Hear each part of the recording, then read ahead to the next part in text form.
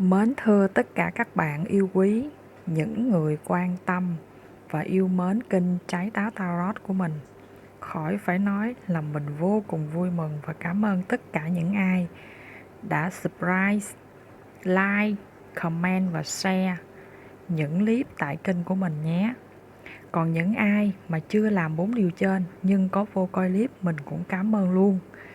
Tất cả những thông điệp ở đây mình chia sẻ đều dựa trên tiêu chí tích cực, cởi mở và vui vẻ nha các bạn. Ngày hôm nay dựa theo lượng view cũng giống như là lời hứa của mình thì mình sẽ tiếp tục mang đến cho các bạn thêm một cái chủ đề nữa về người cũ. Chủ đề cụ thể là họ còn quan tâm, còn dõi theo các bạn hay không. Ok, chủ đề này mình làm cho những bạn vẫn còn đang khá vật vã, chưa quên được người cũ, hoặc những ai đã lấy lại được sự cân bằng dù nhiều hay ít thì các bạn cũng vô xem cho nó vui nha. Và dĩ nhiên là mọi người hãy đón nhận tất cả những trải bài chung một cách thông thái nhất và cởi mở nhất nhé các bạn. Bây giờ trước mắt các bạn như thường lệ là 3 sự lựa chọn, luôn luôn tính từ phía tay trái màn hình của các bạn qua. Các bạn cứ chọn thoải mái đi, chọn một cách vui vẻ nhất, và cũng đừng bao giờ quá căng thẳng nếu cả 3 tụ bài không đúng với hoàn cảnh của bạn. Thì đơn giản là ngay tại lúc này không có thông điệp mà vũ trụ muốn gửi tới bạn, thì các bạn có thể lựa chọn những trải bài khác trên kênh của mình để xem nha các bạn. Ok, bây giờ các bạn hãy lựa chọn đi nhé. Rồi, các bạn đã lựa chọn xong rồi, mừng quá. Chúng ta sẽ bắt đầu vô tụ bài số 1 nha các bạn. Cảm ơn các bạn rất là nhiều.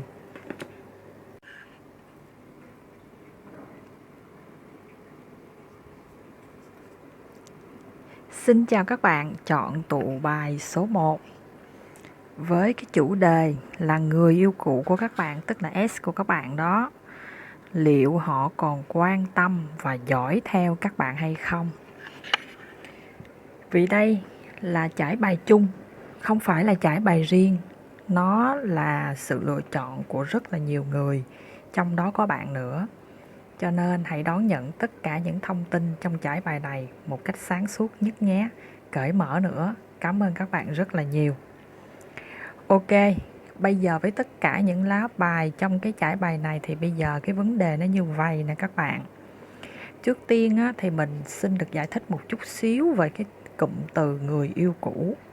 Các bạn nên hiểu rộng ra một tí nha các bạn. Đó có thể là người mà các bạn vừa mới chia tay, tức là cái mối tình gần đây nhất. Nhưng đôi khi nó cũng có thể là những người trước đó nữa. Trừ khi là bạn chỉ có duy nhất một người yêu cũ mà thôi. Chứ nếu như các bạn có hơn con số 1 thì hãy nghe cho kỹ để biết chính xác trong cái trải bài này thông điệp muốn gửi tới cho các bạn là về cái người nào nha các bạn. Cảm ơn các bạn rất là nhiều. Mình nói thật lòng nhé, cho dù người yêu cũ của các bạn trong cái trải bài số 1 này là ai đi nữa thì mình cũng xin chúc mừng các bạn, vì các bạn đã chủ động hay là bị động chấm dứt với cái người này thì mình cũng chúc mừng luôn.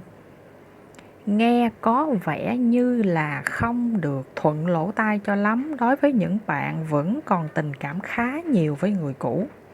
Ok, mình hoàn toàn hiểu cảm xúc này của các bạn. Nhưng bây giờ mình sẽ phân tích cho các bạn biết là tại sao mình chúc mừng các bạn, thì các bạn sẽ đồng ý với mình ngay lập tức sau khi nghe xong tất cả những thông điệp về cái người này nhé. Màn nói xấu người yêu cũ bắt đầu ngay sau đây. Bây giờ á, để dễ cho các bạn định hình người đó là ai thì mình sẽ miêu tả sơ lược về cái người này nha. Mối tình này của các bạn bắt đầu với một tốc độ khá nhanh, nhanh chóng tìm hiểu và nhanh chóng kết đôi. Khái niệm nhanh như thế nào thì tùy thuộc vào mỗi người nhé. Có người nhanh, khái niệm là vài ngày, vài tuần hoặc vài tháng vân vân. Nhưng ở đây mình nói rõ là có một người có sức hút rất lớn, rất mạnh đối với lại người kia. Sự hào hoa phong lưu đa tình là bản chất của cái người này. Và nguy hiểm nhất là họ có một cái vũ khí rất là lợi hại để tán đâu đổ đó. Chính là họ nắm bắt được cái tâm lý yêu đương của người khác một cách rất là nhanh và rất là nhạy. Nhưng cái sự hiểu biết về tâm lý của họ đó không phải là để mang đến sự tích cực cho đối phương, mà họ sử dụng theo hướng có lợi cho họ mà thôi. Về ngoại hình ở đây mình nhìn thấy có hai kiểu nha các bạn. Không phân biệt nam hay nữ, họ vừa người, không quá cao mà cũng không quá thấp, nhỏ gọn, đầy đặn. Nam thì hơi có bụng, nữ thì đẩy đà, và họ rất là nhanh nhẹn. Đặc biệt á, là dù họ là ai đi chăng nữa đó, thì cái người này á, người ta có một cái đôi mắt và một cái hàng lông mày tương đối là khá là rậm rạp, rất là sắc nét. Khi mà tình yêu mới bắt đầu với bạn, họ luôn thể hiện cái sự lãng mạn, sự nồng cháy, khiến cho bạn thực sự là hoàn toàn không có thể nào cưỡng lại hay là có bất cứ một cái sự nghi ngại nào trước cái mối tình này hết á. Bạn không thể nào cản bước được chính mình trước cái sức hút, trước cái vòng xoáy và cuốn theo tình cảm của cái người kia với một cái tốc độ rất là nhanh chóng. Và cái người làm chủ tốc độ, làm chủ cuộc chơi là họ chứ không phải là bạn. Thì Tarot ở đây á, nó là thông điệp hai chiều, nên các bạn có thể đổi chiều giùm mình nha các bạn. Và với cái bản tính hay thích khoe khoang nữa, khá là cầu toàn, trau chuốt và để ý về những cái mặt vật chất, nên cái người này ăn mặc nói chung là cũng khá là sành điệu, tạm gọi là biết cách tuốt. Nhưng mình khẳng định là trong cái mối quan hệ này có một người yếu thế hơn người kia, lệ thuộc tình cảm của người còn lại. Các bạn, bởi đơn giản có một người á, trong cái mối quan hệ này muốn có một cái mối quan hệ lâu dài, xây dựng tình cảm bền chặt, dài lâu. Nhưng mà rất tiếc, cái người còn lại không phải là mảnh ghép phù hợp. Thì họ cũng có tặng cho các bạn vài món quà nhỏ xinh, cúng tặng hoa cho các bạn, như là một vài các cái món đồ phụ kiện nho nhỏ, mang cái tính chất thời trang này nọ này kia. Nhưng mà bao nhiêu đó không có đủ với lại cái nỗi đau mà họ để lại ở trong cái tâm hồn của các bạn khi mà cái mối tình này nó tan vỡ.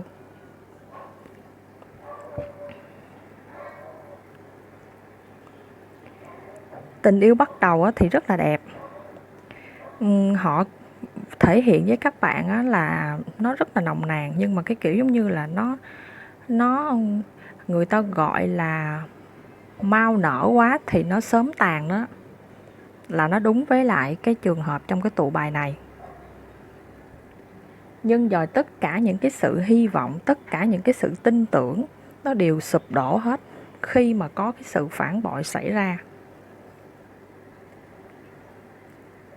Cũng có những cái sự đôi chối, cãi cọ này nọ, và cuối cùng là tình cảm rạn vỡ.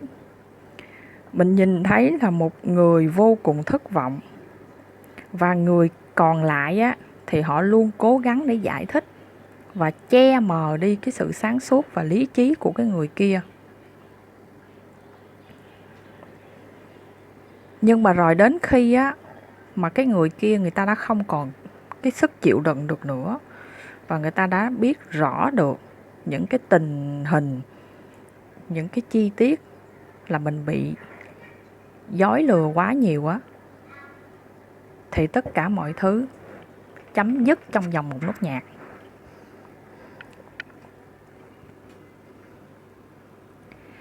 cái trong cái mối quan hệ này, một người thì thích chinh phục, họ luôn luôn di chuyển, họ không thể nào đứng yên hay ngồi yên ở một chỗ quá lâu. Và trong tình yêu họ lại càng không có khái niệm ràng buộc. Không có người này thì họ sẽ có người khác, hoặc là họ luôn luôn thích cái sự sóng gió, những cái là phải có drama này nọ này kia ở trong tình yêu á, thì hình như nó mới đủ đô đối với họ hay sao á. Mình cảm giác như cái người này, người ta không có muốn yêu trong một cái sự yên bình rồi điều tốt đẹp xảy ra đâu. Bởi vì cái bản chất của họ là tự do, lãng đãng, và nó là cái tính nết đã được đặt sẵn cho họ rồi. Nên chắc chắn với lại cái câu hỏi á, là họ có còn quan tâm hay là theo dõi bạn hay không, thì chắc không cần phải trả lời cho các bạn là có hay không nữa đâu, thì các bạn cũng đã biết cái câu trả lời là như thế nào rồi. Thực sự là cái tỷ lệ nó rất là thấp. Nhưng mà mình rất là nể phục những cái bạn trong cái trải bài này mà dám buông bỏ cái mối quan hệ phải nói là quá nhiều mệt mỏi này xuống. Cho dù các bạn là người chủ động chia tay hay các bạn là người bị động bị chia tay thì mình đều nể phục các bạn hết. Bởi vì các bạn là những người rất là tuyệt vời, các bạn là những chiến binh. Mình với cái trải bài này á, mình chỉ muốn nói lại một câu nói rất là nổi tiếng của Đức Đạt Lai Lạt Ma là không đạt được điều mình muốn đôi khi là một may mắn tuyệt vời. Nên các bạn ở trong cái tụ bài số 1 này không có gì phải buồn hết. Drama đã kết thúc rồi, lạy hồn tiễn vong. Và đừng kêu réo nó trở lại nữa nha các bạn. Có thể các bạn mới chia tay không hiểu được đâu, nhưng thời gian về sau các bạn xem lại trải bài này đi, thì mình chắc chắn 100% với các bạn là cái tâm trạng của các bạn hoàn toàn khác. Và lúc đó các bạn sẽ tự hỏi là chính các bạn là ủa tại sao cái giai đoạn đó mình lại ngu ngốc như vậy? Tại sao mình lại phải chịu nhiều sự ấm ức, rồi phải chịu nhiều sự đau khổ và nhiều sự dằn vặt như vậy? Tất cả mọi thứ nó sẽ trở nên vô cùng vô nghĩa luôn. Nếu như mà các bạn phát triển được về cái sức mạnh bên trong tâm hồn của mình. Và đây là một cái mối tình, một cái người mà đến để dạy cho các bạn nhận thức được cái bài học đó. Ok, nói chung là không có gì phải buồn hết, nên vui vẻ khi mà đã tiễn được một cái người hết sức là kinh khủng này ra khỏi cái cuộc sống của các bạn. Mình cảm nhận năng lượng, mình nhìn thấy những hình ảnh trong cái mối quan hệ của hai bạn. Mình thật sự là người đứng ngoài mà mình cũng còn cảm thấy rất là choáng luôn. Đừng nói gì bạn là người trong cuộc thì nó còn kinh khủng như thế nào nữa. Nhưng bạn đã chịu đựng, bạn đã làm hết tất cả mọi cách, nhưng mà rồi không được như những gì bạn mong muốn. Ok, vậy thì phước ai nấy hưởng, họa ai nấy chịu đi các bạn. Cứ nghĩ đơn giản là như vậy đi. Nói thật lòng là nếu như không phải là bạn thì cũng sẽ là một người nào khác. Và với cái bản chất tự do phóng túng của họ như vậy đó, không bao giờ họ tìm được thấy được sự bình yên trong tình yêu đâu. Mà họ chỉ có thể là quen những người mà cũng thích cái sự phong lưu phóng túng giống như vậy á. Nhưng mà những người mà họ có những cái quan niệm, những cái khái niệm về tình yêu và cuộc sống khác với họ giống như các bạn á, thì không bao giờ là một mảnh ghép phù hợp. Cho nên chia tay sớm, bớt đau khổ. Ok. Rồi, mình cảm ơn tất cả những bạn chọn tụ bài số 1 rất là nhiều. Rất là thương các bạn ở những bạn chọn ở trải bài số 1 này. Nhưng mình cũng vô cùng nể phục, và các bạn cứ mạnh mẽ tiến lên phía trước đi. Đừng lo, mọi thứ rồi sẽ ổn. Còn rất nhiều những người tuyệt vời đang đứng chờ đó mà. Có cái gì đâu mà các bạn phải lo. Ok, cảm ơn các bạn rất nhiều nha. Rồi, mình xin mến chào tất cả những bạn chọn tụ bài số 2. Với lại cái chủ đề của ngày hôm nay là người cũ của các bạn liệu còn quan tâm, liệu còn dõi theo các bạn hay không. Và đây là thông điệp dành cho các bạn. Mình bắt đầu vô chi tiết nha các bạn. Tình yêu của các bạn ngay từ lúc bắt đầu cho đến khi kết thúc mình nhận thấy y hệt như một bộ phim vậy. Nó có rất là nhiều các cái cung bậc và những cái diễn biến khó lường, bất ngờ diễn ra. Ở cái giai đoạn đầu á, một trong hai người là crush của người còn lại. Xong sau đó chinh phục và đánh gục luôn, khiến crush trở thành người yêu thực sự của mình luôn. Nội công dữ dội thiệt. Chuyện tình của cả hai bạn bắt đầu vô cùng nhẹ nhàng, chậm rãi và thấm thiết theo thời gian dần dần. Nó khác với lại cái năng lượng nhanh đến rồi nhanh đi của trải bài số 1. Thì nó lại hừng hực lửa theo cái kiểu khác. Vậy thì mình sẽ miêu tả một chút xíu cho những bạn ở trải bài số 2 để các bạn có thể nhận diện được cái người đó là ai nhé. Thật sự á, bạn không crush họ cũng uổng lắm nha. Bởi vì họ là những người có ý chí cầu tiến. Họ rất có năng lực trong công việc và trong lĩnh vực kinh doanh của họ. Họ rất có đầu óc, tư duy logic. Họ có chỗ đứng cực kỳ uy tín, vững chắc trong công việc và trong môi trường chuyên môn của họ. Về tính cách á, thì họ hướng nội. Họ không có thích ồn ào. Họ yêu thiên nhiên và thích nấu ăn. Những người xung quanh nhìn vô cho rằng là họ khá là khô khan. Nhưng mà đối với người yêu hoặc là trong tình yêu thì họ hoàn toàn khác với lại những lời bàn tán xung quanh đó. Mà ngược lại họ còn có một cái tâm hồn á, nó hơi bị nhạy cảm và khá nhiều cảm xúc. Nó rất là nhiều màu sắc, nó phong phú vô cùng. Thậm chí là nó phong phú tới cái mức mà đôi lúc họ hơi mơ mộng và hơi tưởng tượng bay bổng đủ thứ mọi chuyện trên đời hết trơn á.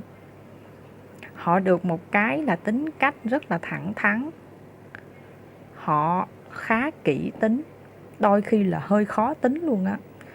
Và thường xuyên hay kêu ca càm ràm. Nhưng mà được một cái là ai cần cái gì á là họ giúp ngay lập tức. Và thường họ không để bụng những chuyện này chuyện kia bao giờ hết á. Những cái chuyện mà nhỏ nhặt á. Còn về hình dáng thì mình thấy là người cũ của những bạn chọn tụ bài số 2 này nó cũng không có cái gì quá ư là nổi bật các bạn. Tức là nó cũng không quá tệ, nhưng mà nó ở mức trung bình. Nhưng mà thấy nổi trội thì có lẽ là ở cái cặp mắt của họ, nó cũng thuộc dạng là cặp mắt đa tình. Mặc dù đôi mắt của họ không có to, có thể là một mí, nó màu nâu, một đôi mắt biết cười, cũng đủ để làm cho những cái người khác người ta cũng phải chao đảo đó nha. Mình nhìn thấy là tất cả mọi thứ diễn ra giữa hai bạn đang rất là tốt đẹp. Dù hai bạn ở cách xa nhau về mặt địa lý, phải có sự di chuyển bằng những phương tiện như máy bay thì các bạn mới có thể gặp được nhau. Nhưng hai bạn vẫn cố gắng để duy trì được cái mối quan hệ tình cảm này. Nhưng mọi thứ thay đổi một cách đột ngột và nhanh chóng, cũng bắt đầu từ những sự lừa dối được nảy sinh. Và cái tôi quá lớn của cả hai nữa đã không thể nào giữ hai bạn lại được trong cái mối tình này. Thời gian đầu khi mà hai bạn chia tay á, mình nhận thấy là dường như cả hai á, nó không có được một cái sự can tâm cho lắm từ cả hai phía. Bởi vì vẫn còn một cái gì đó các bạn cảm thấy nó hơi tiếc nuối.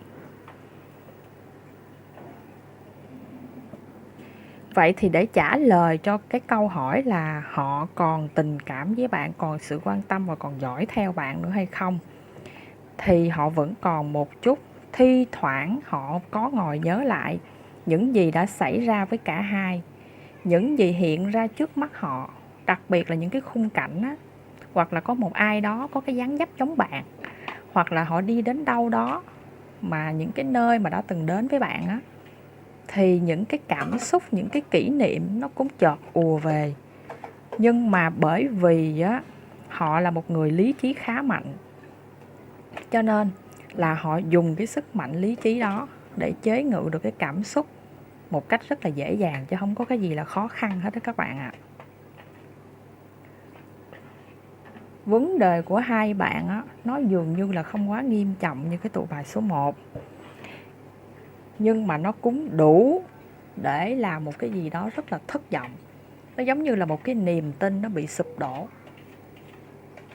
Và bởi vì cái tôi nó lớn, chứ các bạn không phải là một cái dạng người mà thuộc dạng là chịu đựng hoặc là bỏ qua như là những bạn chọn tụ bài số 1. Cho nên là chỉ cần hơi hơi có một cái gì đó thôi là các bạn cũng là cảm thấy là nó không ổn.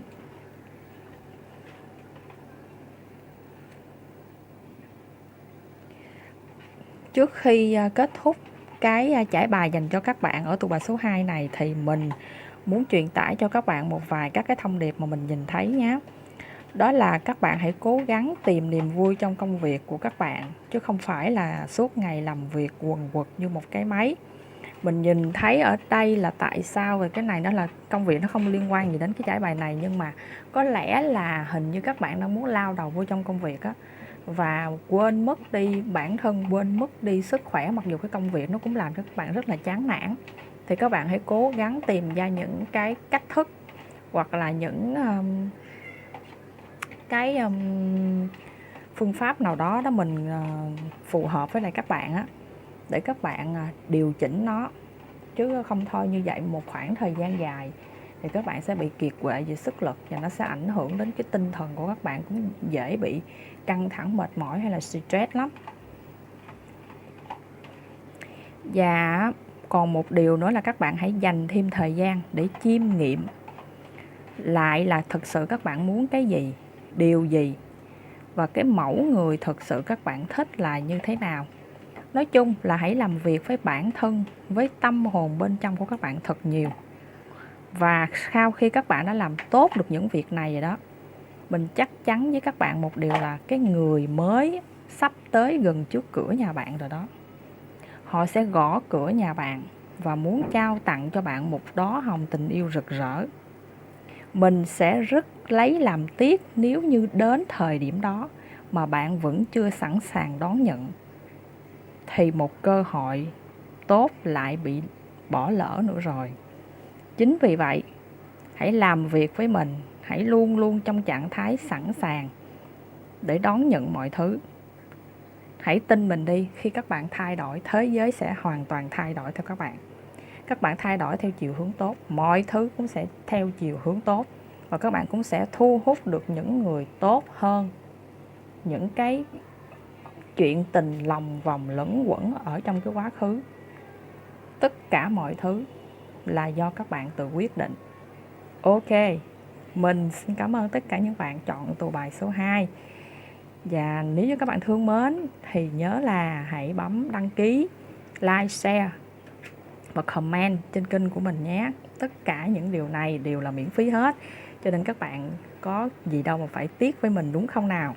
Mình cảm ơn các bạn rất là nhiều. Sự yêu mến của các bạn sẽ là một cái nguồn động lực rất là lớn đối với mình luôn. Mình cảm ơn các bạn và hẹn gặp lại những bạn chọn tụ bài số 2 trong những trải bài tiếp theo trên kênh Trái Táo Tarot của mình nhé. Tạm biệt các bạn. Rồi, mình xin chào tất cả các bạn ở tụ bài số 3 nha. Với lại cái chủ đề của ngày hôm nay là người cũ của các bạn, người yêu cũ của các bạn có còn sự quan tâm và theo dõi các bạn hay không. Thì đây sẽ là chi tiết dành cho những bạn chọn tụ bài số 3 nhé. Và xin các bạn hãy lưu ý là đây là một cái trải bài chung, nên hãy đón nhận tất cả các thông điệp mà các bạn nghe một cách thật là cởi mở nha các bạn. Ok, trước tiên với lại cái câu trả lời là người của các bạn có còn quan tâm đến các bạn hay không, thì câu trả lời của mình là yes. Mặc dù á, mình nhìn thấy là mối tình của hai bạn chỉ chung đôi với nhau trong một khoảng thời gian ngắn. Và cái định nghĩa về thời gian ngắn, như thế nào là ngắn là tùy thuộc vô mỗi người nha các bạn. Có người 1 tuần là ngắn, 1 tháng là ngắn, 1 năm là ngắn, thậm chí có những người vài năm đối với họ vẫn là ngắn. Ok, mình thấy là các bạn quen biết và liên lạc chủ yếu qua mạng xã hội. Ở đây mình không nhìn thấy rõ là hai bạn có khoảng cách về mặt địa lý hay không, nhưng chủ yếu là các bạn liên hệ với nhau qua các mạng xã hội, có thể là Facebook, Zalo hay bất cứ một cái mạng xã hội nào đó để có thể giữ được liên lạc với nhau. Cái mối tình giữa hai bạn á, nó cũng có những cái giây phút rất là ngọt ngào và hạnh phúc. Họ có vẻ yêu thích hay là làm việc liên quan gì đến cái lĩnh vực mà công nghệ, và họ là người đến từ kiếp trước của các bạn. Về ngoại hình thì mình thấy là nó có hai hình dạng, tức là họ là những người có cái gương mặt dài, khá là hiền lành, luôn vui vẻ tươi cười, hoặc là họ sở hữu một cái gương mặt rất là góc cạnh nam tính, vuông vức và mạnh mẽ, cá tính.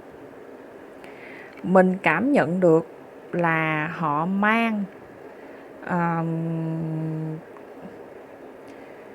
mang cái năng lượng của những người ở cung khí nổi trội nha các bạn.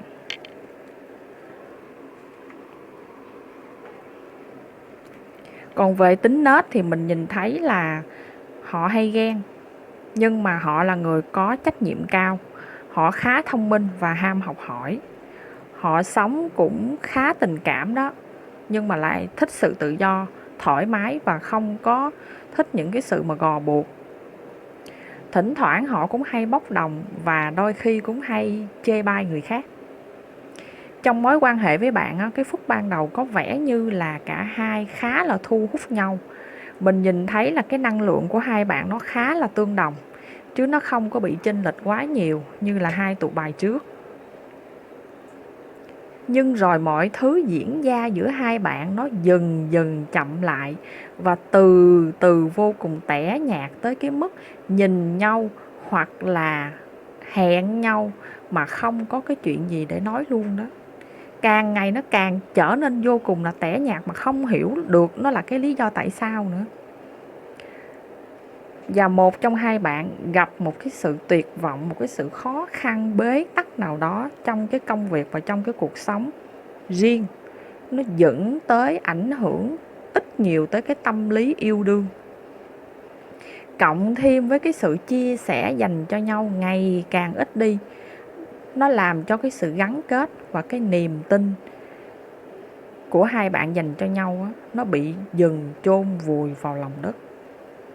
Chuyện tình tan vỡ do nhiều nguyên nhân, như là sức hút với nhau cạn dần, niềm tin, sự chia sẻ cũng mất dần đi. Với một trong hai người mình nhận thấy là hơi bị thiếu lập trường đó, và hơi lệ thuộc, khiến cho những cái tình hình trong cái mối quan hệ của hai bạn nó không có được giải quyết một cách triệt để.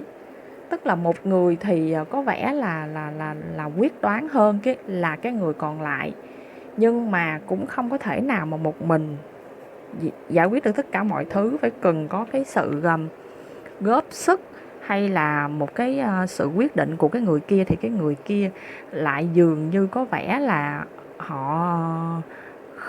tức là họ không có được quyết đoán bằng. Đâm ra là những cái việc mà nó mâu thuẫn giữa hai bạn hoặc là nó khó khăn trong cái mối quan hệ này, nó cứ trôi liều biều như vậy hoài nó không được giải quyết một cách triệt để.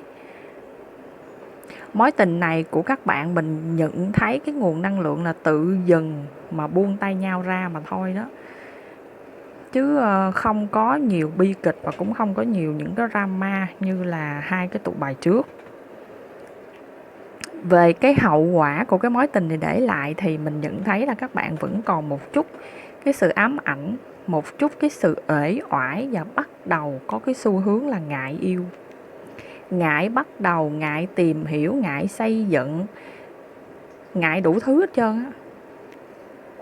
Dù bạn á, mình nhìn thấy ở đây là một cái người nữ mang một cái năng lượng rất là nữ tính, mang một cái năng lượng của một người mẹ. Trong bạn lúc nào cũng có một cái nguồn năng lượng khao khát được yêu thương, luôn tuôn chảy ở trong cái trái tim bạn á.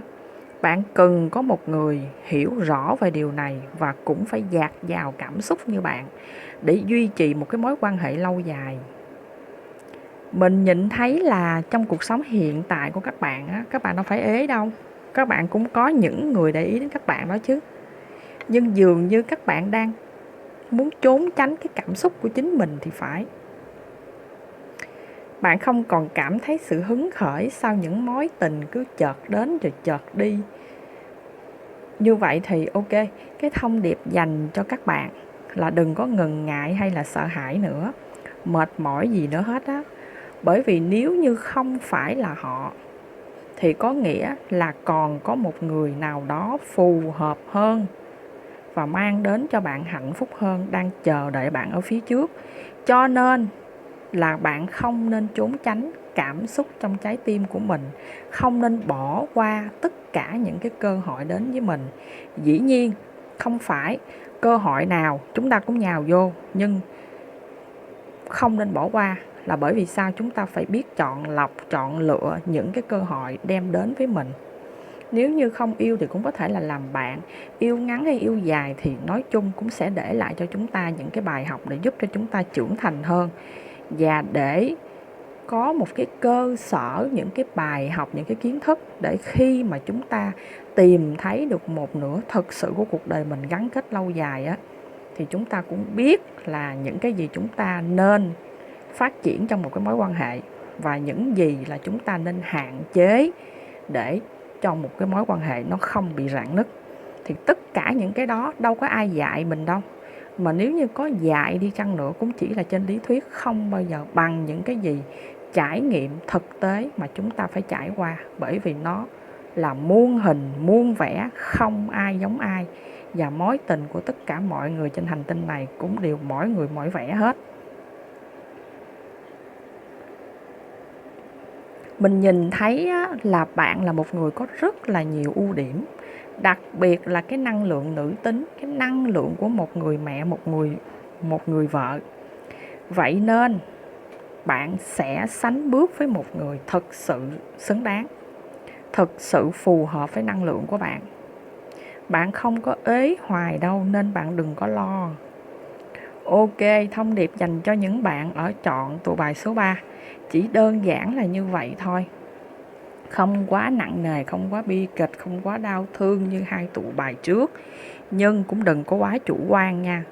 Tại vì các bạn cũng đang để cho những cái thứ đang để cho những cái năng lượng tiêu cực đó, nó cũng đang bu xung quanh các bạn đấy nhé.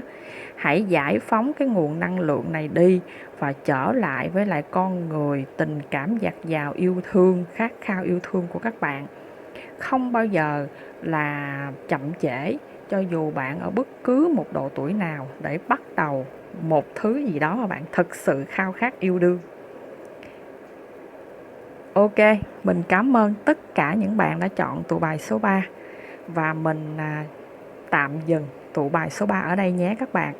Hẹn gặp lại các bạn chọn tụ bài số 3 này trong những trải bài kế tiếp trên kênh Trái Táo Tarot của mình. Các bạn thương thì các bạn hãy bấm đăng ký, like, share và comment trên kênh của mình để ủng hộ mình.